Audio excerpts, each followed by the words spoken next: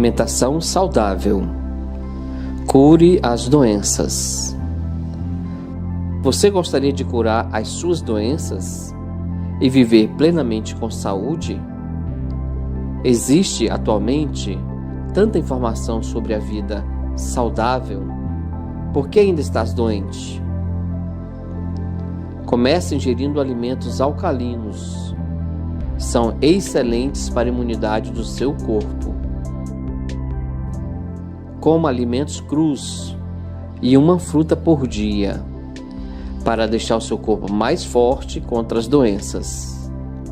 Evite alimentos industrializados ou produtos com acidez e tudo que contenha conservantes. Os alimentos ácidos industriais não nos fazem bem, deixam nosso corpo vulnerável às doenças. Alimentos preparados em casa são mais saudáveis. Coma mais verduras, cereais e legumes. Mas lembre-se, a verdadeira saúde começa na sua alma, nos seus pensamentos e sentimentos.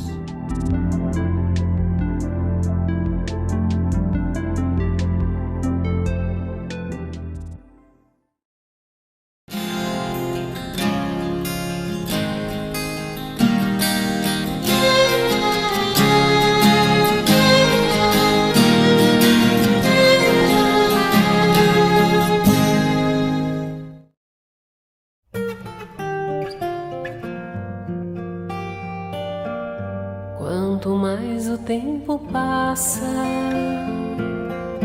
mais o amor me faz crescer. Esse jeito de viver aqui, aprendendo tanto, tanto assim, foi que fez com que eu chegasse perto de você com amor. Ó Jesus, amigo, sou feliz em estar aqui. Vamos juntos reviver. Foram tantos tempos por aí, caminhando sem destino, enfim. Sei que agora já podemos juntos reconstruir com amor nossas lições perdidas, com Cristo em nossos corações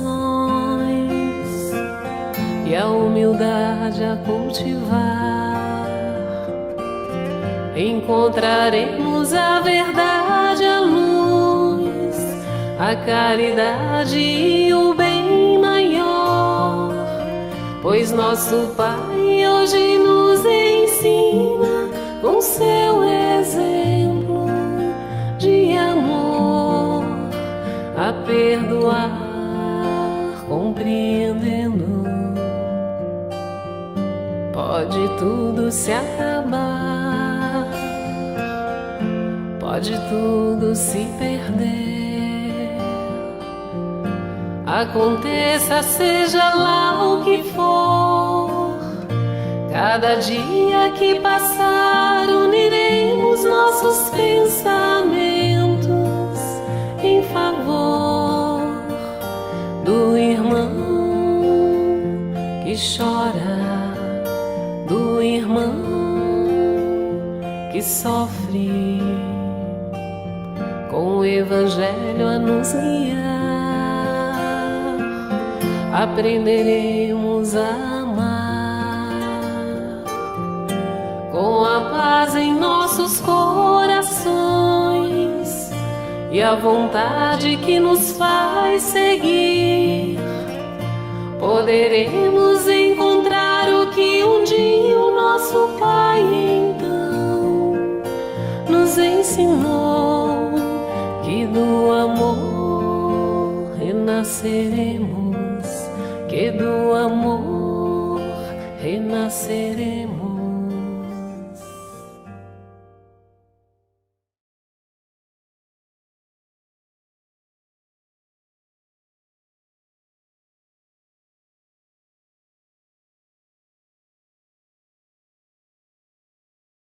Bora lá.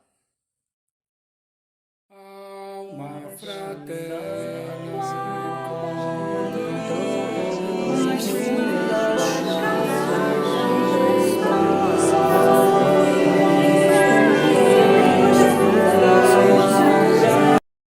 Alma fraterna, recorda os teus momentos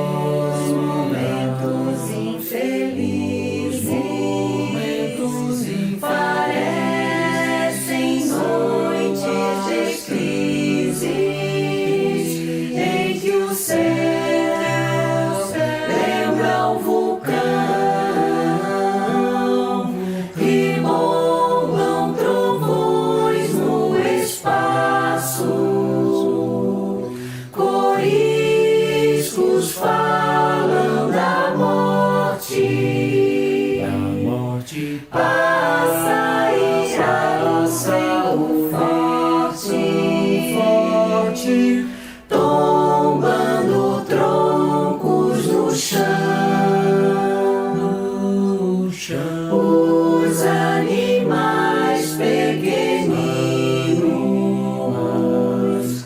gritam pedindo socorro e vai descendo de morro em morro, cai a enxurrada correr,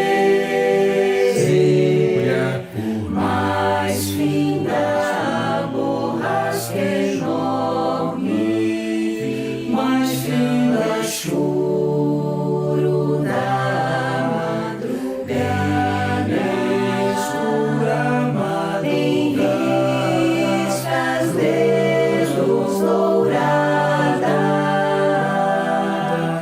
vem um novo amanhecer. Assim é também na vida, se atravessa as grandes provas na estrada em que te renovas, guarda a calma motivação. Sofre, mas segue e caminha, vence a sombra que te invade. Se a hora é tempestade, é um novo dia amanhã.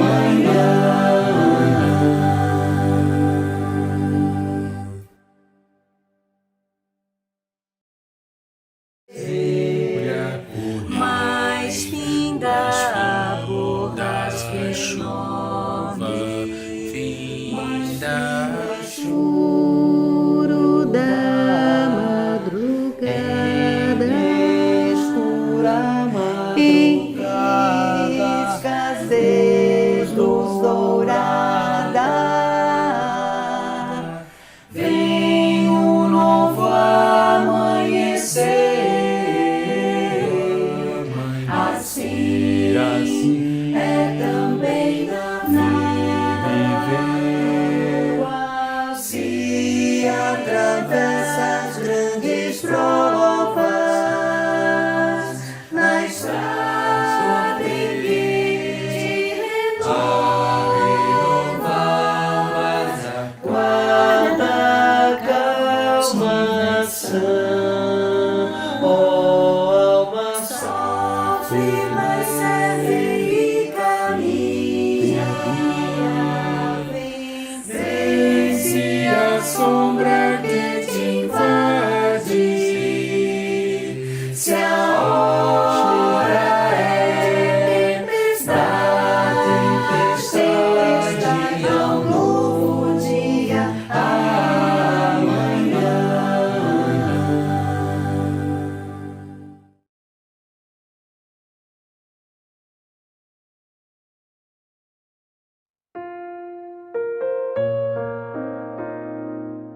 Pão Nosso, ditado pelo Espírito Emmanuel. Psicografia de Francisco Cândido Xavier.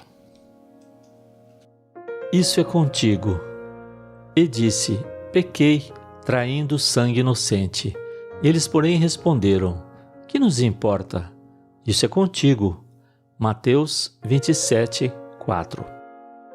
A palavra da maldade humana é sempre cruel para quantos lhe ouvem as criminosas insinuações.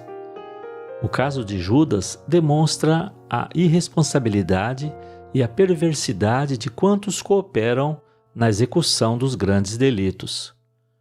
O espírito imprevidente se considera os alvitres malévolos, em breve tempo se capacita da solidão e que se encontra nos círculos das consequências desastrosas. Quem age corretamente encontrará nos felizes resultados de suas iniciativas aluviões de companheiros que lhe desejam partilhar as vitórias. Entretanto, muito raramente sentirá a presença de alguém que lhe comungue as aflições nos dias da derrota temporária. Semelhante realidade induz a criatura à precaução mais insistente. A experiência amarga de Judas repete-se com a maioria dos homens todos os dias, embora em outros setores. Há quem ouça delituosas insinuações da malícia ou da indisciplina no que concerne à tranquilidade interior, às questões de família e ao trabalho comum. Por vezes, o homem respira em paz, desenvolvendo as tarefas que lhe são necessárias. Todavia, é alcançado pelo concílio da inveja ou da desesperação e perturba-se com falsas perspectivas, penetrando inadvertidamente em labirintos escuros e ingratos. Quando reconhece o equívoco do cérebro ou do coração, volta-se ansioso para os conselheiros da véspera, mas o mundo inferior, refazendo a observação a Judas, exclama em zombaria: quem nos importa? Isso é contigo. Emmanuel.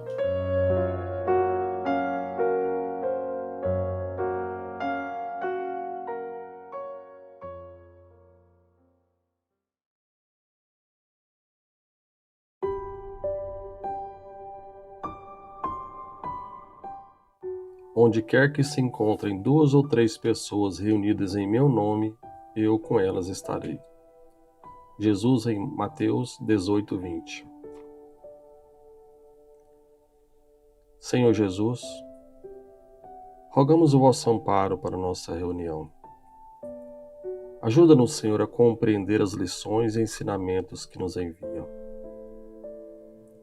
Que estes próximos momentos sejam de reflexão íntima, de aprendizado para nossas ações, palavras e pensamentos de cada dia. Auxilia-nos, Mestre Divino, para que nossas mentes estejam em equilíbrio e em sintonia com os nossos espíritos protetores. Ampara-nos, Príncipe da Paz, a fim de que, em nos pacificando, possamos pacificar todos os que estejam conosco pela jornada da vida. Socorre-nos, vós que sois o pão da vida, com alimento para nossa alma, confortando nossas dores e dando-nos força para superarmos as dificuldades de nossos dias. Agradecemos, Senhor, pelas bênçãos que nos envia e pela oportunidade destes momentos que se seguem. E que as luzes da vossa misericórdia que aqui chegam possam iluminar os lares que nos cercam. Que assim seja.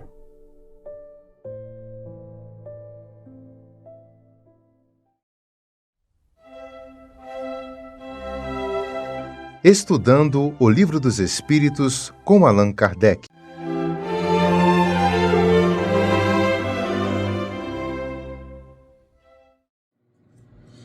Boa noite aos nossos irmãos, boa noite às nossas irmãs, que a paz do Mestre seja conosco.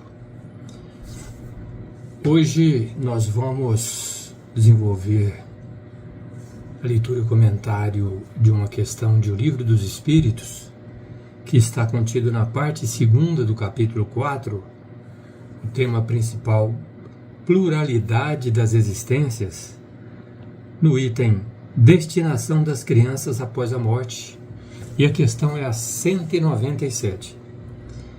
Bom, antes de entrar propriamente na questão, é sempre bom lembrar que um dos temas mais caros, mais importantes da doutrina espírita estão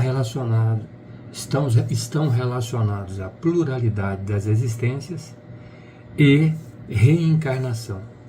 Então, sem esses assuntos, sem esses temas, nós poderíamos dizer que não haveria doutrina espírita, não haveria espiritismo, dado a centralidade, a importância desses temas para a doutrina, né? Dito isso, né, nós vamos já entrar na questão 197 sobre a destinação das crianças após a morte. E Kardec pergunta aos espíritos: o espírito de uma criança que desencarna em tenra idade poderá ser tão avançado quanto o de um adulto? Então, será que uma criança aí que desencarnou com 3, 4, 5, 6 anos de idade, ela pode ser mais desenvolvida moralmente, intelectualmente, do que um adulto, do que seus pais? Essa é a questão que Kardec quer saber. E o Espírito responde o seguinte: algumas vezes mais, porque pode ter vivido muito mais e ter mais experiência, principalmente se progrediu. Então, quando eu falei no início sobre a importância da reencarnação, é exatamente isso, né? Ou seja, nós, ao longo das nossas múltiplas existências, né, ao longo das nossas da pluralidade, né, das nossas existências, nós vamos então desenvolvendo as nossas capacidades, desenvolvendo a nossa inteligência e o nosso senso moral. Então, vamos chegar num patamar, num nível mais para frente muito elevado, porque nós somos destinados por Deus para a perfeição.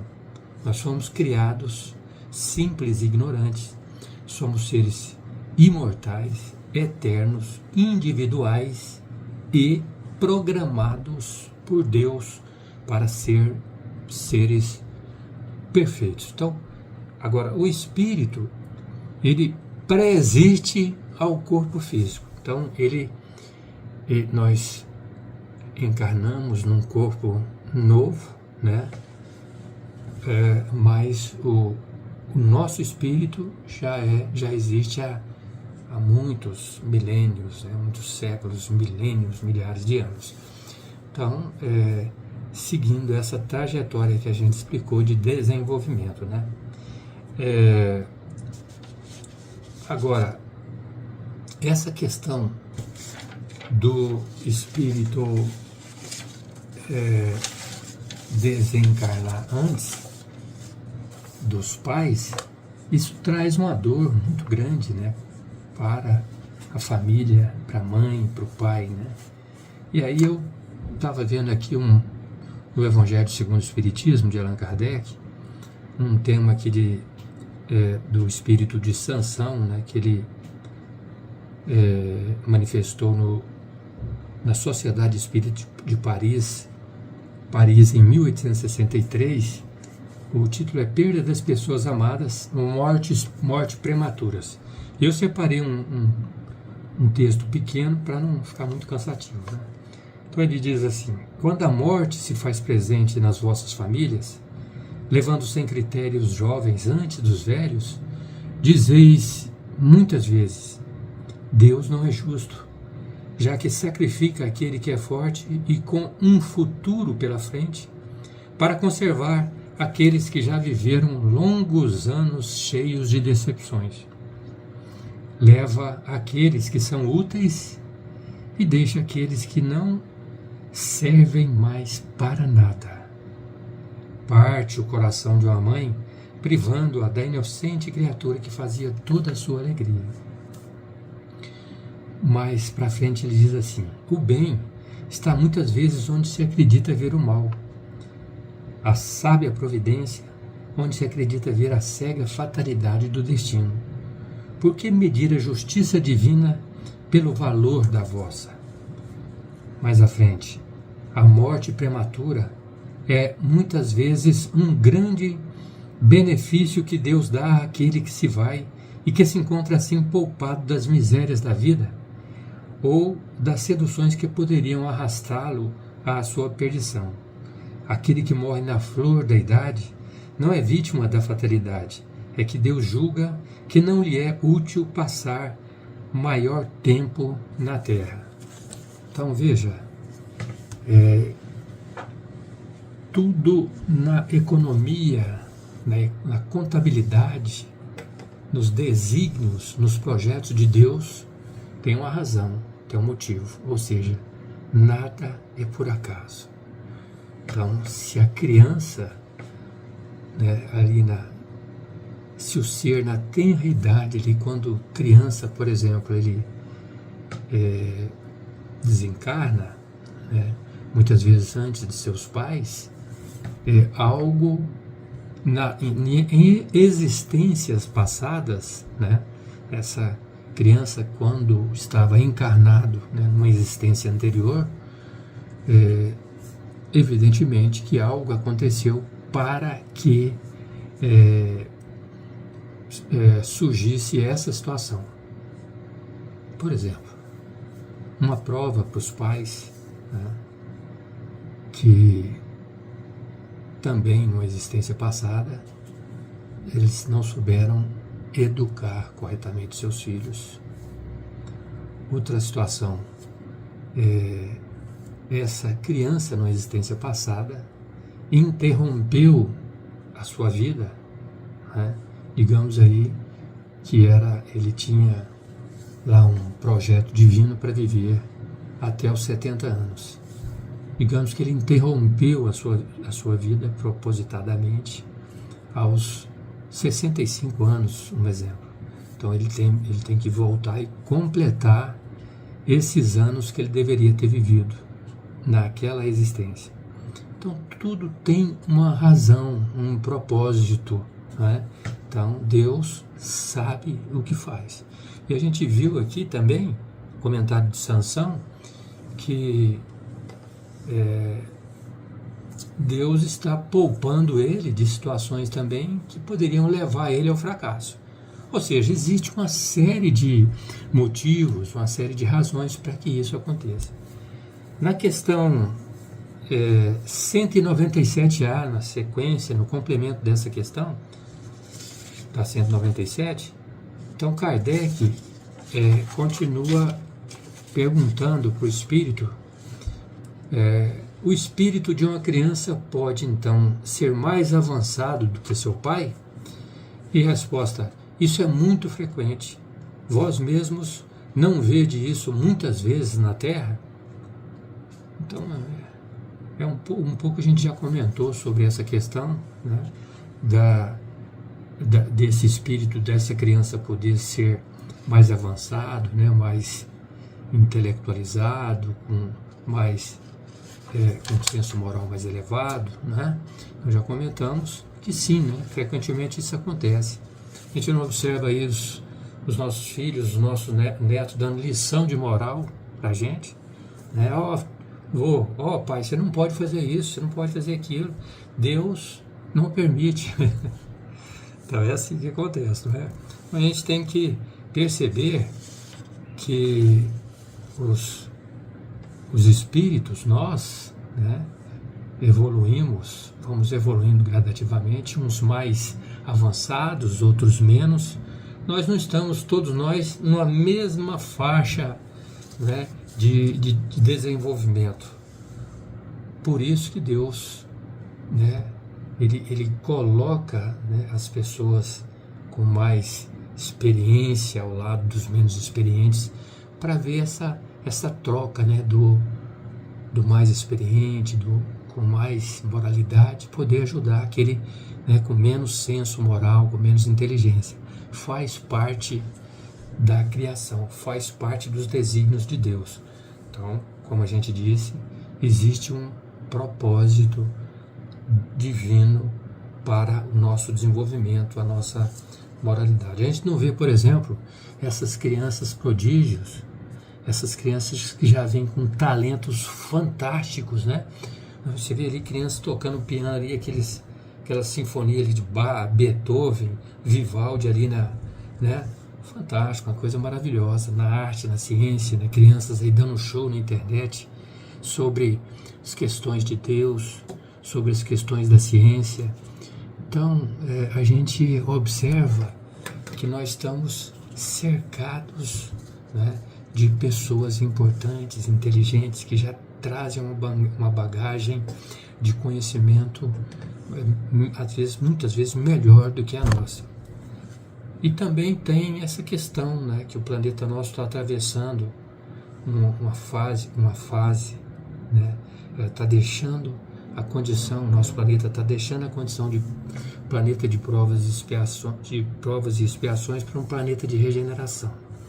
Então nós estamos nessa fase de transição para logo, daqui 30, 40, 50 anos, alcançar uma condição melhor. Então nós temos que nos preparar para poder viver nesse novo mundo, né? Nessa nova terra, entre aspas, né? Porque ela vai ter uma posição melhor, né? Que é a condição de regeneração, onde o bem já começa a sobrepujar o mal, né? Ao contrário de hoje, onde o mal prevalece contra o bem, quando daqui a alguns anos, quando estiver estabelecida a condição de planeta de regeneração, nós estaremos vivendo numa nova era, numa nova energia, né? Novas vibrações, evidentemente mais elevadas. Então nós, desde agora, temos que preparar para tal. Que Jesus nos abençoe, nos proteja e nos ilumine. Muito obrigado, até mais. Acompanhe agora mais um tema doutrinário do Evangelho de Jesus.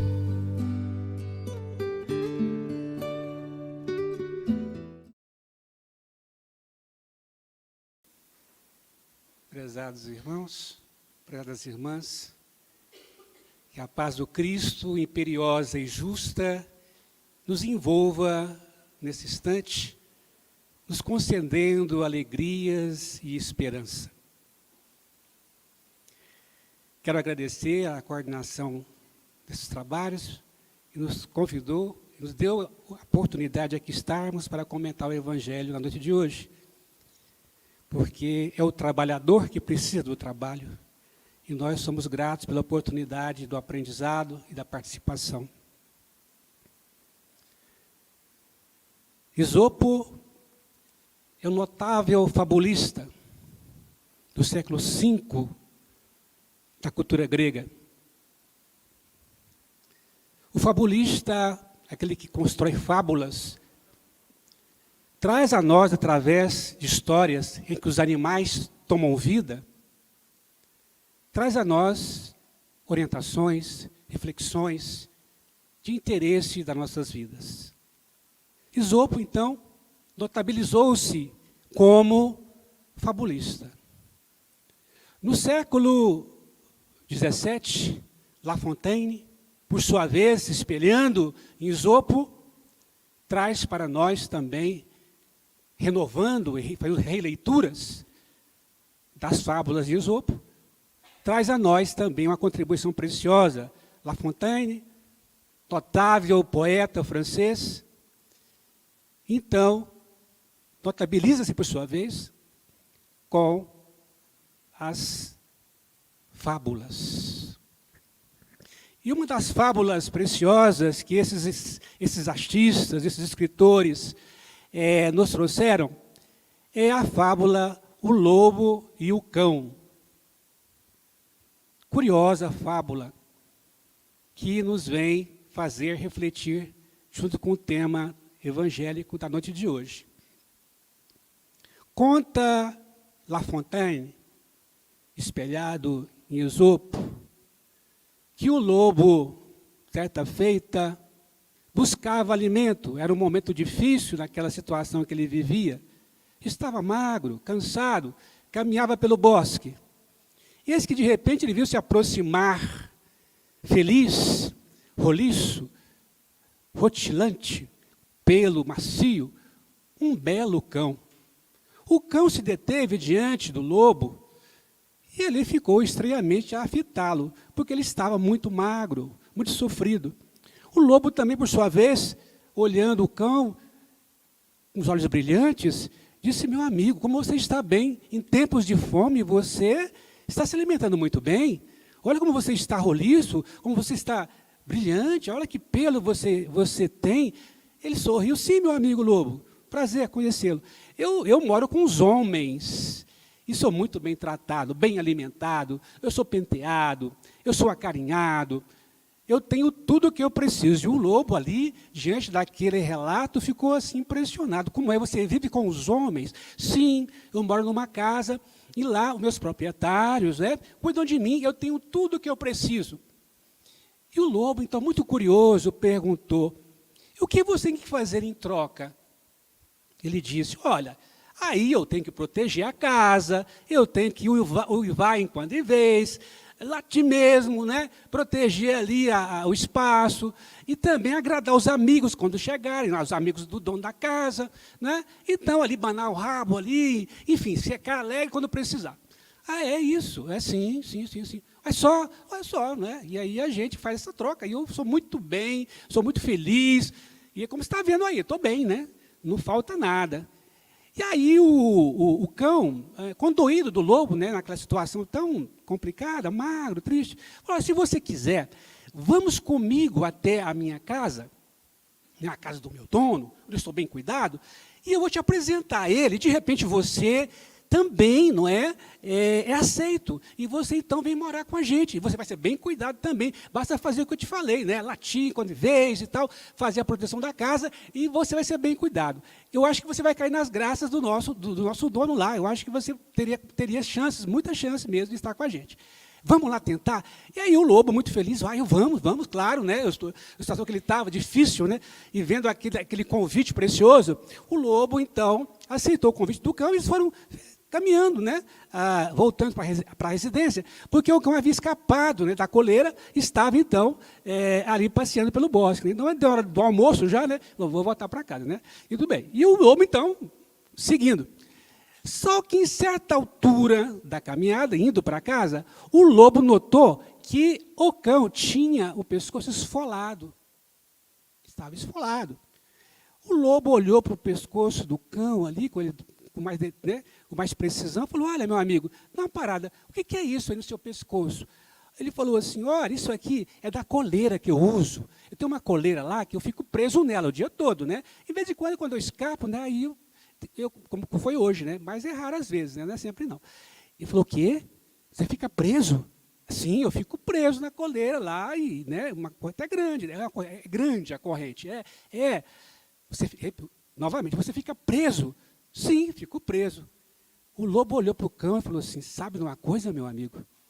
Eu não troco minha liberdade por nada deste mundo. Eu não quero ir para esse local, essa casa onde você mora, eu agradeço. E o lobo saiu disparado, voltando para a floresta.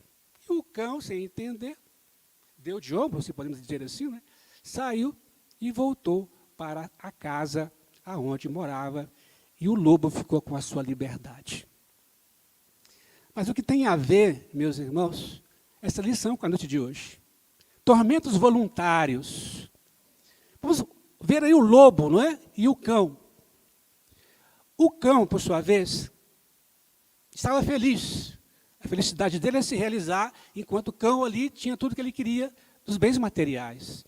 O lobo, por sua vez, tinha na liberdade o seu bem mais precioso, poder caminhar pelos bosques, sentir o vento no rosto, ir onde quisesse, Essa era a alegria, era a felicidade, na verdade, do lobo.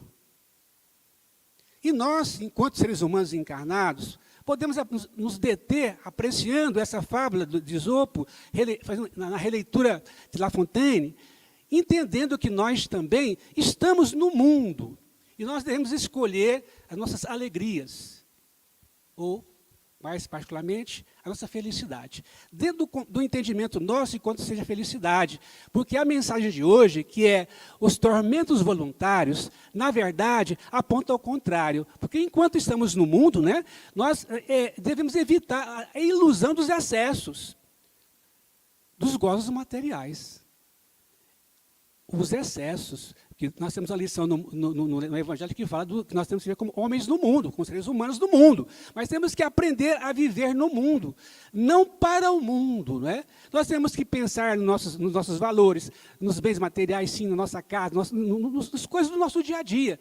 Buscar aperfeiçoar, buscar progredir. Essa é a nossa missão na Terra. Temos que progredir em todos os níveis, sermos felizes, buscar a felicidade.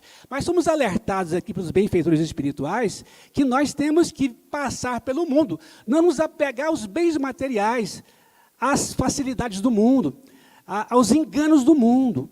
Como o lobo lá, ele percebeu que alguma coisa não estava bem, com aquela felicidade aparente toda, aquele apego todo a uma situação material, ele viu que alguma coisa estava escapando, que era a alegria da liberdade. E os amigos espirituais nos dizem muito isso. Nós perdemos a liberdade espiritual quando nós nos apegamos aos bens materiais. De tal forma, meus irmãos, que nós vamos sofrer por isso. Pela nossa ganância, pela nossa vaidade, pelo nosso ciúme, pelos nossos excessos. Mas não podemos, por isso, dizer que nós não devamos usufruir das alegrias do mundo. O que nós temos de mais complicado nesse processo é que nós temos em nossos corações a inveja e o ciúme, que são destruidores da paz interior. Então, eu estou na convivência social, eu estou no trabalho, eu estou na família, mas esse sentimento terrível que diz para nós, os amigos espirituais, na noite de hoje, o Fénelon, né? François de Fénelon, item 23, que esses sentimentos são destruidores da nossa alegria espiritual. Porque o que é ser invejoso? É eu querer o que o outro possui. Eu não tenho. Eu quero o cachorro um cachorro bonito. Eu quero ter um cachorro daquele. Não posso ter, mas eu quero ter. Eu quero ter a casa do vizinho.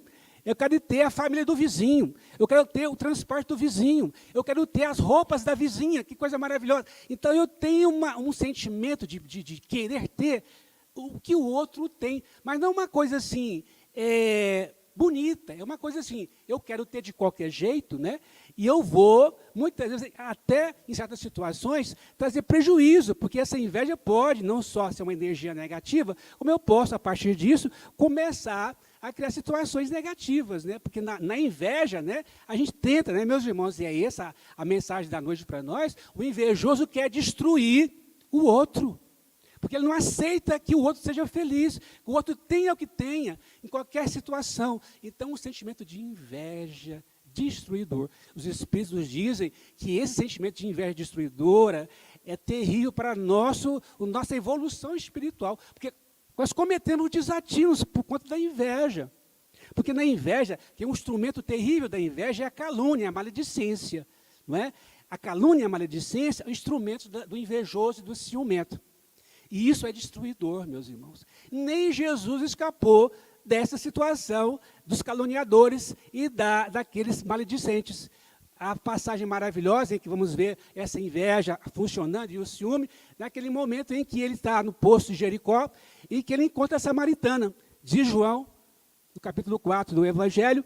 Então, relata-se que ele então encontrou ali a figura de uma samaritana. Ele ficou no poço, os amigos dele, os seus discípulos foram comprar o mantimento, ele ficou na cidade, né, ele ficou no poço de Jericó, famoso poço da Samaria, e ali chegou a samaritana para buscar água, né, era um poço famoso, né, da comunidade, e aí ele entambulou uma conversa com a samaritana, e ela assustou, porque Jesus era um galileu, ele era um judeu, e havia uma celeuma entre samaritanos e judeus que assim, era complicado. O samaritano era tido como uma pessoa, inclusive, malquista, né?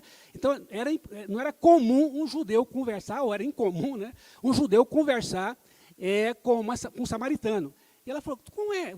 Tu que é judeu, conversa comigo? Não é? E aí Jesus começou a entabular uma conversa com ela, explicando a situação, o que ele fazia, a missão dele. Ela foi se encantando, diz os relatos evangélicos. Né? E aí, em certa altura, ela tão empolgada, fala assim, Senhor, tu és o enviado de Deus. Eu vou buscar os meus parentes, os amigos, para trazer cá, para que você converse com eles e pregue, traga as informações que você acabou de me dizer. Aí Jesus, vendo que ela ia ser, fala assim, traga também o seu marido. Ela assustou, voltou, como meu marido? Eu não sou casada. E Jesus disse, sim, você foi casada 5 vezes. Você diz a verdade, esse que está com você é seu companheiro.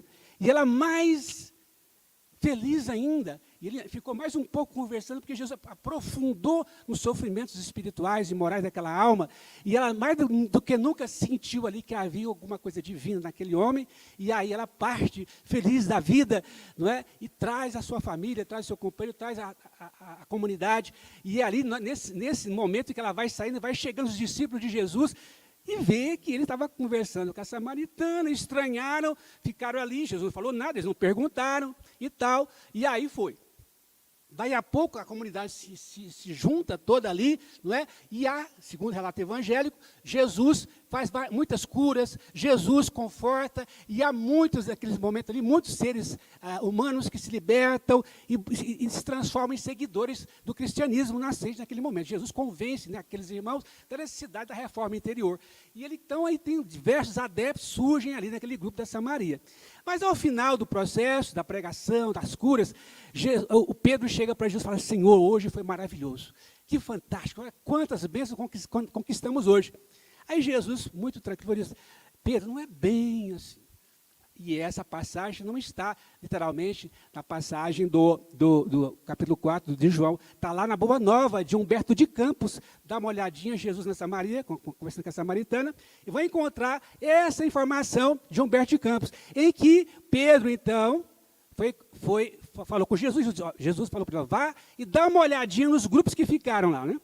E aí ele foi, caminhando até os grupos, chegando até lá, e ele não era muito conhecido, mas aí, aqui e acolá, ouvindo uma conversa ou outra, num grupo dizia assim, sabia que esse sujeito, ele é um desempregado, fica aí usando do tempo, né, enganando as pessoas. Aí o Pedro assustou, falou, nossa. Aí saiu para outro grupo, e outro em pé de ouvido, conversando. Ficou sabendo, nós descobrimos aqui na conversa, ficou informado, que ele estava conversando com uma samaritana sozinho. Imagina o que eles estavam fazendo, né? E o risinho te mofa, Pedro, mais assustado ainda, falou, meu Deus. E aí voltou até o Senhor, eu ouvi barbaridades. Aí, Pedro, é assim, é a seara em que você vai ter que trabalhar, que vocês terão que semear, é o ambiente humano, de conflitos, dificuldades e imperfeições. E ficou para nós a lição de Jesus naquele instante, nem ele escapou da calúnia e da maledicência, daqueles que ele estava socorrendo, ele estava ajudando, ele estava iluminando aquelas mentes. Não é? Então, o invejoso, né? Ele é um atormentado. O ciumento é um atormentado. Não é? Então, por quê? Porque ele não quer ser infeliz sozinho, quer arrastar os outros. Não é? De repente, ele, enquanto ele é o invejoso, ele cria tramas, situações, maledicências, calúnias. O ciumento é um triângulo ali. A tem inveja de B, tem ciúme de B em relação a C. Por exemplo, ciúme dos amigos. Né? Eu tenho um amigo X, né? Um amigo B conversou com você um assunto que ele não conversou comigo. Aí já fica chateado, vai, não conversou comigo. Como é que ele deu atenção para você? E aí a gente cria uma relação de desarmonia e até perde as amizades, às vezes, pelo ciúme infeliz dos amigos. Ciúme dos companheiros, das companheiras. É muito complicado, meus irmãos. Um amigo nosso, certa feita, contou uma história, eu gosto muito de música, e ele também, e era uma época que nós estávamos todos participando com muita efetividade no campo das artes, e ele, então, eu encontrei com ele um dia na rua, como é que está? Tudo bem? Tudo bem. E sua namorada, como é que está? Porque havia conhecido a namorada. Terminamos. Eu falei, o quê? Terminou? Não deu certo, não. Eu falei, por quê? É uma complicação, vou te contar. Eu estava numa reunião espírita, não é? a pessoa não era espírita, eu a levei para conhecer e tal. Eu sentei na fila, e lá no grupo que eu estava, a gente costumava a cantar com os inários e tal, né? Costuma cantar. Eu peguei o inário, o pessoal tocando, o pessoal da Alegria Cristã, abençoadamente, trabalhando, como nós vemos aqui, e ali ele pegou o inário e começou a cantar, era o hino da irmã Sheila, ele adora a irmã Sheila, ele começou a cantar, ele disse que ele começou a cantar o hino da irmã Sheila, ele as lágrimas, se emocionava e cantava empolgado, e de repente, quando ele olhou para a namorada, ela estava olhando para ele com uma seriedade, com os olhos fixos nele, sério, né? Ele assustou. Aí ele foi cantando, terminou a música, guardou o inário, o pessoal fez a prece, e na saída da reunião, ela me encarou e disse assim, que história é essa? Quem é essa Sheila? Que você cantou com tanta emoção, quem é essa mulher? Me conta, eu não estou gostando disso não. Isso está me incomodando. E ele assustou, falou, eu vi que o negócio já era outro nível, já não era mais ciúme, estava nas raias da influência negativa. E aí eu expliquei, né, que era um hino e tal, mas não teve jeito, e a coisa ficou meio estranha. Aí eu desisti, eu falei, não tem jeito mesmo. Aí coloquei o nome dela nas radiações, nas vibrações, e encerrei aquele relacionamento. Não ia dar certo mesmo, imagina, meu amigo, com o ciúme da irmã Sheila. Não é? Então, meus irmãos, é um nível exacerbado, um nível exagerado. Quando chega nesse nível, o ciumento precisa do quê? Precisa, meus irmãos, de apoio psicoterapêutico, precisa de auxílio. Nós precisamos de apoio psicoterapêutico, precisamos de auxílio para poder vencer esse tormento voluntário. É um tormento que nós criamos para nós. E é tão infeliz isso, meu, estamos assistindo hoje, não é? Na nossa sociedade, sem querer, a gente abre a televisão, liga o jornal, abre uma revista, está lá as páginas com inúmeros incidentes domésticos, de violência doméstica, de violência através do quê? Do ciúme exagerado, da falta de confiança, da falta de compreensão para com os outros. Né? Então, assim, tragédias, meus irmãos, infelizes, tragédias que nos torturam o coração quando a gente tem acesso às informações. A gente nem quer ler, mas não tem jeito. São tantas acontecendo hoje por conta do ciúme exacerbado, não é? Então, o ciumento, ele acha que tem posse de tudo que ele acha que é dele, né? Então, as pessoas são coisas, né, os objetos são coisas, os amigos são coisas, então é meu, é só meu e ninguém pode usufruir, pode ter e tal, de certa forma, conviver. Né? Então, é uma complicação muito grande, meus irmãos, para cada um de nós, quando nos deixamos levar por essa tortura, por esse tormento, né, segundo o mundo espiritual, na palavra de François Fenelon, né, na noite de hoje, do item 23 do Evangelho, é que esse tormento voluntário destrói nossas vidas, porque nós cometemos desatinos que vai ser cobrado amanhã no mundo espiritual. Por exemplo, o maledicente, o que está por aí, criando discórdia, caluniando as pessoas de boa índole, não é? Porque ele acha que tem que ser assim, porque ele não aceita que pessoas sejam melhores que ele vai ter que reencarnar amanhã. De que forma? Nos diz os benfeitores espirituais. Vai ter que reencarnar sem a possibilidade de utilizar a voz. Vai reencarnar sem a possibilidade de falar, né? Afásico, né? Mudo. Essas informações. Às vezes a gente vê uma pessoa que está sem a voz. Pode ser vários casos, mas a maioria das vezes, o mundo espiritual nos orienta de que aquele instrumento que foi instrumento de queda nosso, ele então, nos tirado. Para que, a gente que pede, não é o mundo espiritual que tira, não, gente. Nós é que pedimos. Olha, eu fui caluniador demais, eu fui maledicente demais, olha, eu quero reencarnar, te dá um problema vocal para mim lá, eu quero ir sem falar, porque, não é? Vou usar a bênção da língua dos sinais, não é? E eu não vou usar a voz, porque eu cometi desatinos, eu caluniei as pessoas dignas, eu fui maledicente, né? Então, nós sabemos que é assim que acontece na vida espiritual. Então, nós temos que ter, meus irmãos, muito cuidado, não é? Porque a alegria do invejoso e do ciumento é induzir os outros a erro, através da calúnia. E muitas vezes cometemos, julgamentos infelizes, né? Nós julgamos mal pessoas e fatos e coisas, e amanhã vamos responder por ter acreditado, né, na maledicência, por ter acreditado na calúnia e também sido vítima, né, de desatinos coletivos, sociais, pessoais, né, por conta, a gente não checou as informações, né, nós não fomos ver o que realmente aquilo tinha procedência, e nós vemos isso particularmente, meus irmãos, nas redes sociais hoje, né, Uma das minhas pesquisas sobre educador foi com redes sociais. Minha tese de doutorado foi em cima disso.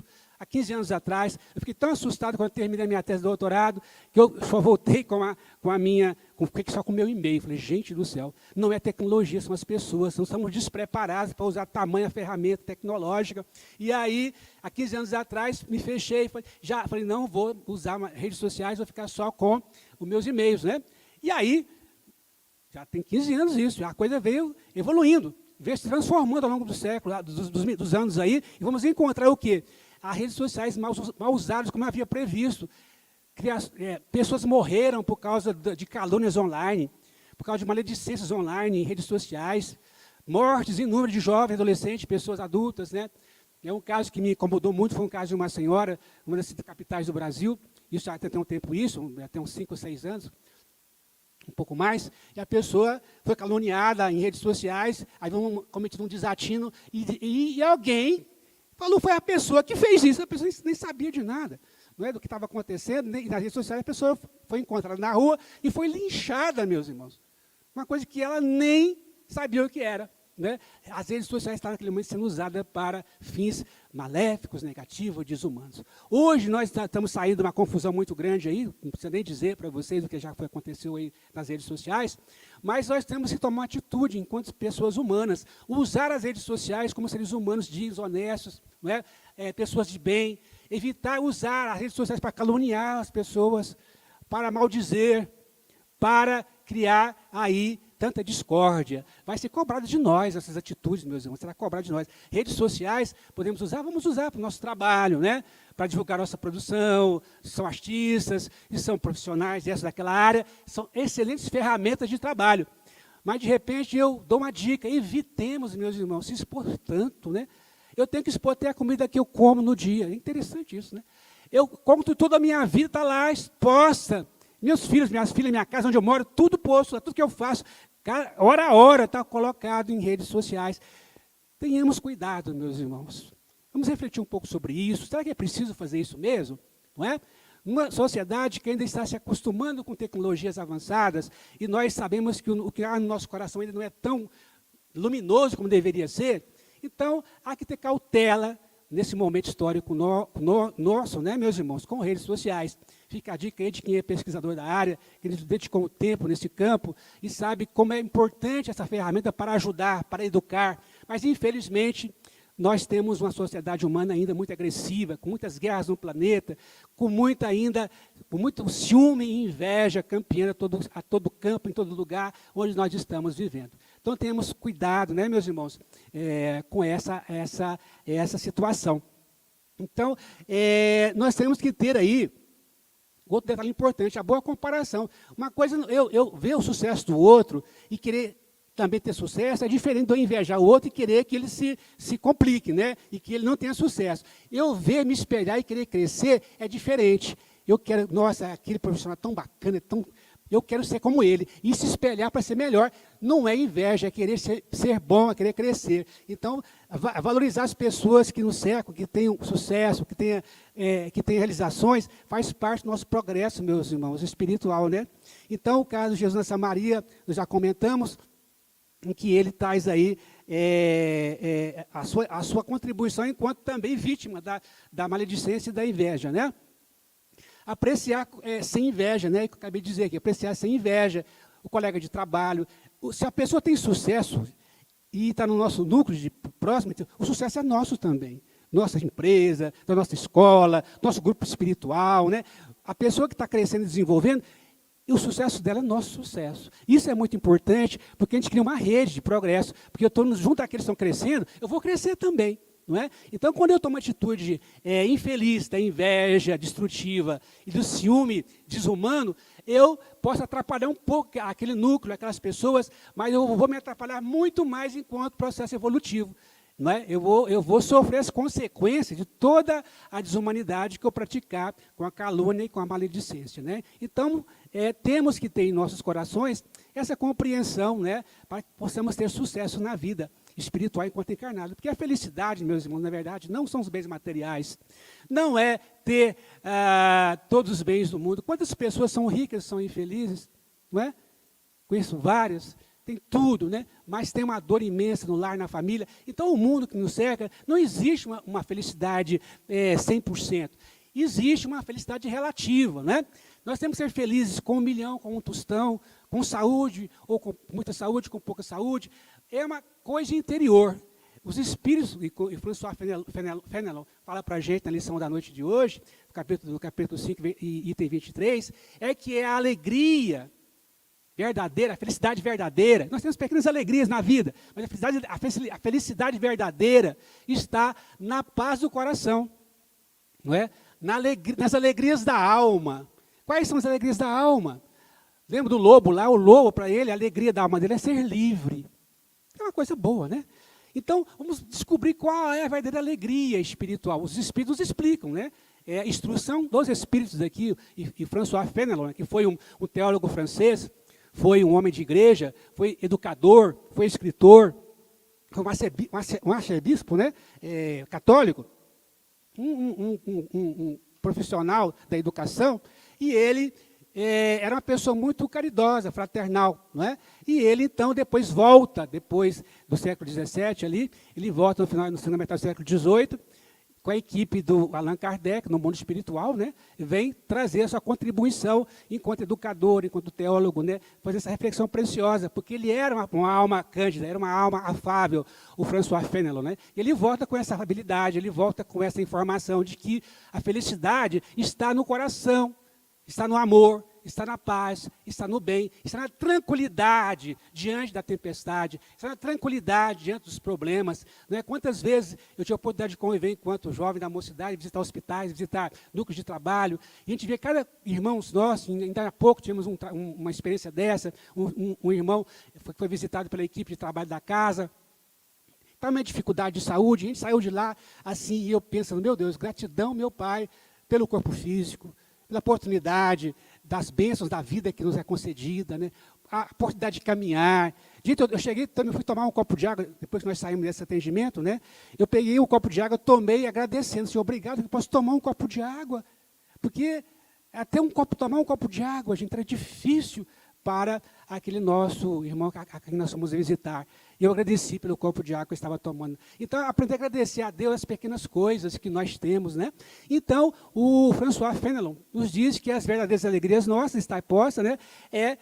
Agradecer, né, as bênçãos que recebemos, ter seguro em nossos corações, né, que a verdadeira felicidade é a paz em nossas almas, é a tranquilidade, né? O nosso tempo, 5 minutos. Eu ensaio, então, com a bênção de Jesus, quando ele estava ali no Mar da Galileia. O Mar da Galileia, meus irmãos, é um lago, mais ou menos 166,7 quilômetros quadrados ali, na região da Palestina. E nós vamos encontrar, na época de Jesus, Cafarnaum, Magdala, né? Cesareia, todos na margem do lago, também chamado Lago de Genezaré. Então, Jesus trabalhava com os pescadores. E os pescadores, então, a profissão muito comum na época, né, naquele momento, os pescadores. Tinha também a turma que era a turma da convivência, que fazia plantações, né, que vivia também produzindo hortifrutos. Né, e nós vamos encontrar todo um processo de comércio naquela região. Então, é uma região muito famosa, de um lago maravilhoso, um lago água doce. Então, Jesus estava com seus amigos, né, os discípulos, atravessando o mar, e de repente o lago, né, que é o chamado mar, né, mas na verdade é um grande lago, ele então, uma tempestade sobrevém, e a balsa, o barco começa a soprar, e os discípulos desesperados, Senhor, Senhor, ele estava dormindo, Senhor, nós vamos afundar, mestre, e aí foram, acordaram ele, e ele olhou, gente, calma, né? Aí se levanta e diz a tempestade, em alto brado, que ela se acalmasse. E tudo se acalma. E aí, meus irmãos, os discípulos todos, que homem é esse que acalma as tempestades? Não é? Então, que Jesus possa acalmar as tempestades do nosso coração, acalmar nossas almas, para que a gente possa vencer em nós mesmos. Nós somos invejosos, nós somos egoístas, nós somos ciumentos, mas vamos trabalhar nosso coração para que tiremos esses infortúnios da nossa alma, que são terríveis formas de tortura que criamos para nós mesmos.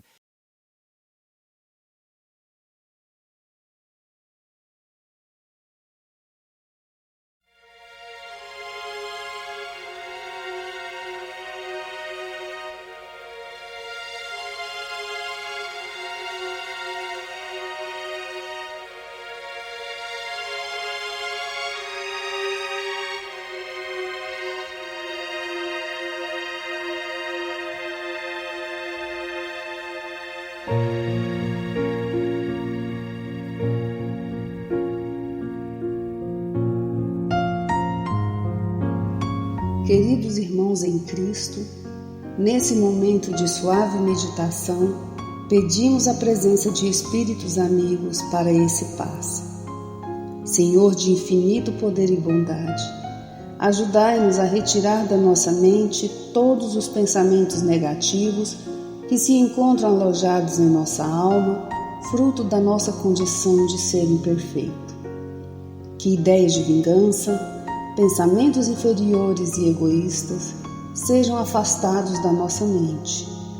Que os desequilíbrios emocionais, ansiedade, impaciência e estresse sejam corrigidos, visando uma nova harmonia do nosso ser.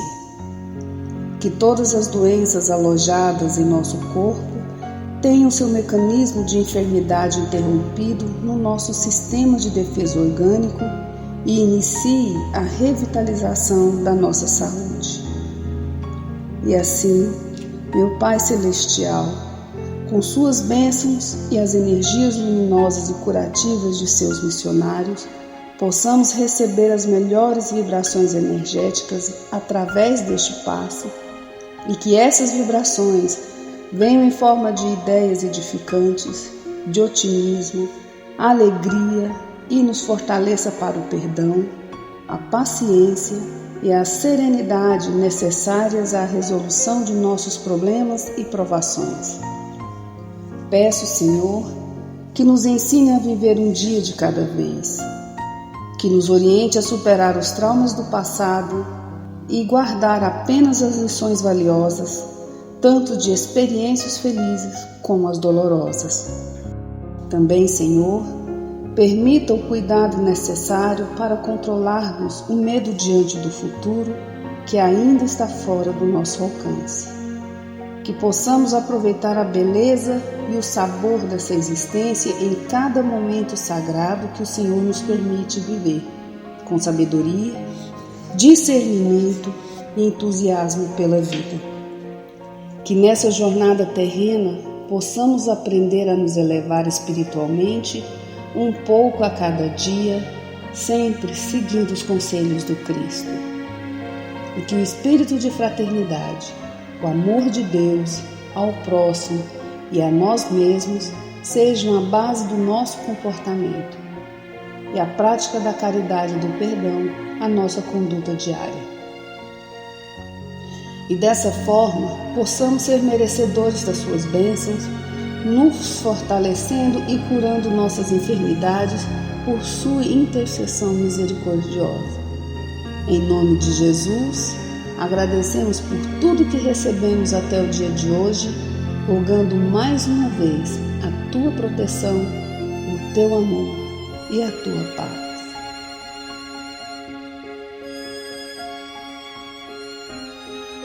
E continuando nessa vibração de amor, nós agradecemos aos bons espíritos que se dignaram de comunicar-se conosco e lhes rogamos que nos ajude a pôr em prática as instruções que nos deram e façam que ao sair daqui, cada um de nós se sinta fortalecido para a prática do bem e do amor ao próximo. Também desejamos que as suas instruções aproveitem aos espíritos sofredores, ignorantes ou viciosos, que tenham participado da nossa reunião e para os quais imploramos a misericórdia de Deus. Que assim seja.